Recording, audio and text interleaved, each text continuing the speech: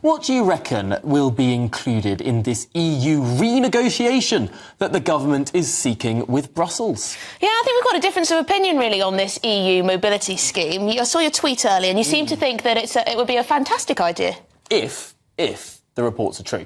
So the reports are that it would be for 2 years for people under the age of 30, with the ability to perhaps extend for 1 year, but also that this would have a cap on the number who were allowed to come, and, of course, that they wouldn't be able to access the NHS or benefits or social housing or anything while they're here. It's a parallel to the system, the very good system we have with Australia, where people under the age of, I think it's actually 35 with Australia, can go and work. And it's mostly students who do it. And and I don't think it's a harmful thing. I don't think it's against the meaning of Brexit in any meaningful way. I think it would lead to a lot more immigration than you might expect.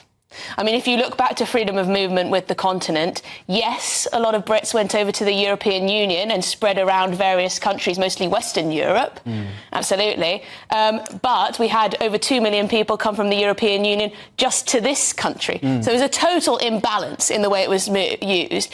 And yes, a lot of people say, oh, wouldn't it be fantastic for all our young people to go and work in Luxembourg and Paris and Munich, perhaps, or Stuttgart, but the language skills just simply aren't there. No. Whereas people on the continent speak English, mostly. Also, you might have a lot of people coming from Eastern Europe who are willing to work for far less and will gum up that low rental sector and make it harder for young people in this country to find places to live. On its own, I'd say, OK, yeah, maybe it's an idea I can get behind. But with the context of our practically open borders over the last few years, I mean, do we really need to add to that at this stage? But I'm more concerned about the phytosanitary detail. Oh, yes, in this I'm deal. very concerned. It keeps me up at night, that one.